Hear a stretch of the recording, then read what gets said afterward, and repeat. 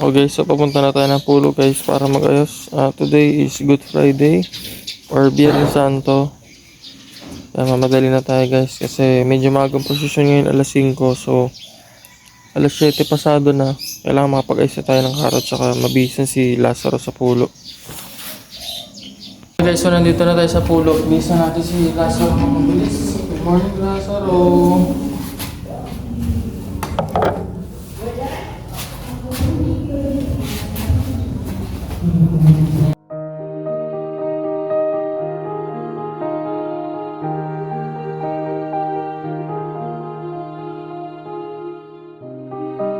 Tatanggalin na ni tatay yung mga bulaklak para rearrange natin mamaya. So wala naman tayong bagong bulaklak guys, ayusin lang natin mamaya kasi nag-haul na nga tayo at wala na tayong time para pumunta ng Dangwa. So yun. Yan.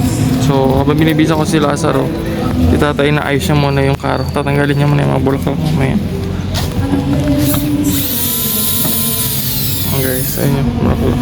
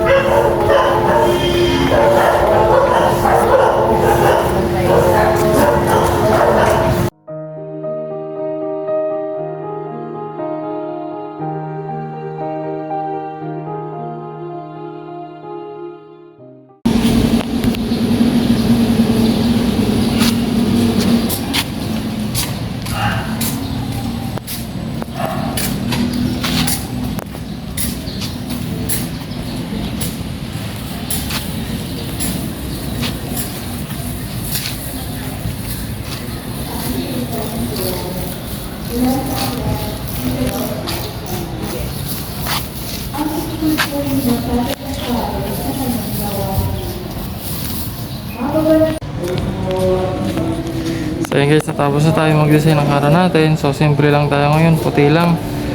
At hindi tayo nagkaroon ng time pumunta ng Dangwa para mamili ng fresh flowers dahil nga nagkaroon tayo ng emergency, si Julia. So yan lang muna tayo for this year guys.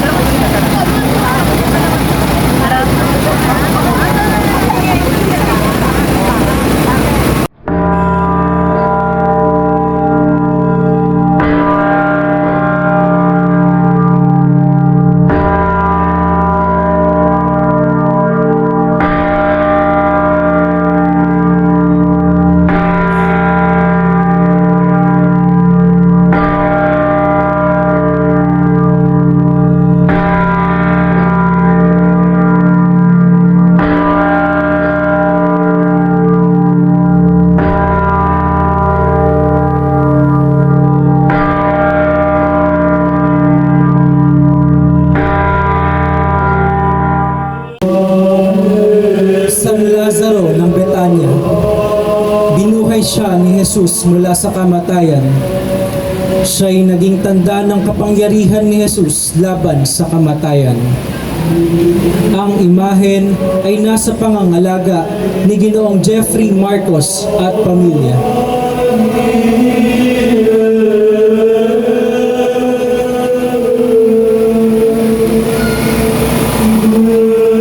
Santa Marta ng Betania.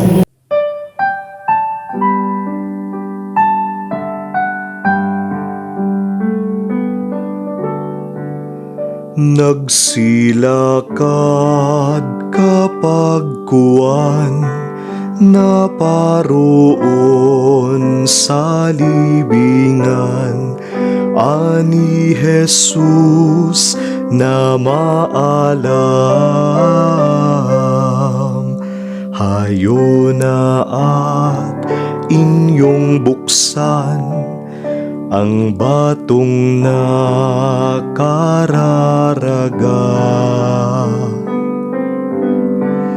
Ang isinagot ni Marta, Panginoon ko aniya, ngayoy 4 na araw na. Totoong hindi sasala na ang bangkay ay bulok na.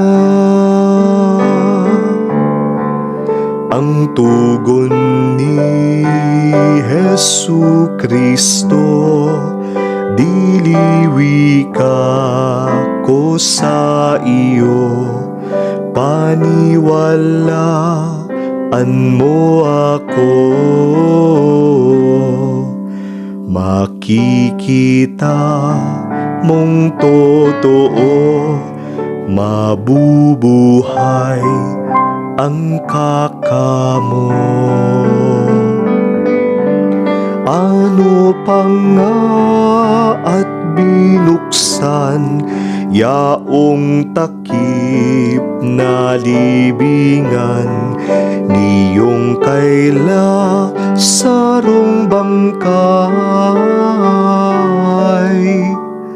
bahong hindi ano lamang ito ang ipinagturing ng matanto at malining nitong Panginoon natin. Sa langit agad tumingin at siya ay nanalangin sapagkat 4 ng araw. Ama ko aniyang mahal, Diyos na walang kapantay, salamat na walang hanggan. Ako'y inyong pinakinggan sa hiling kong ano paman.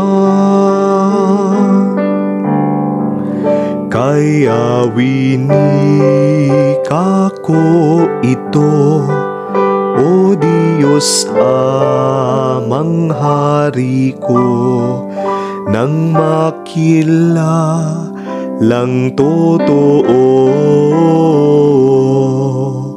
nang naritong mga tao na ako'y siyang anak mo.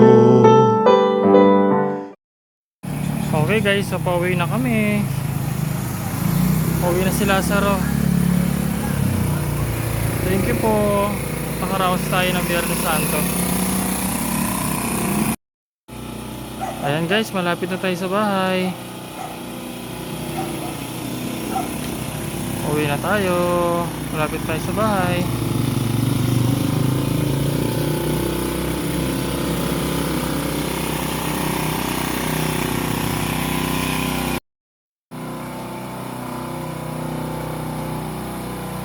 Ayan, pauwi na si Lazaro.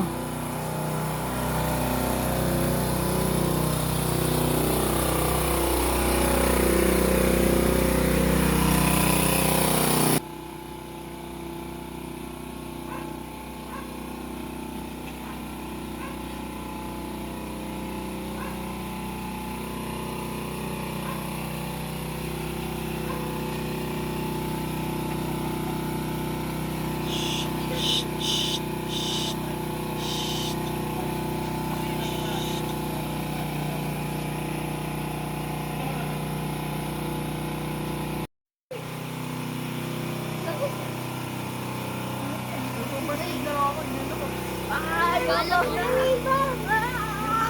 Uy! Akala ko. Marty! Akala ko.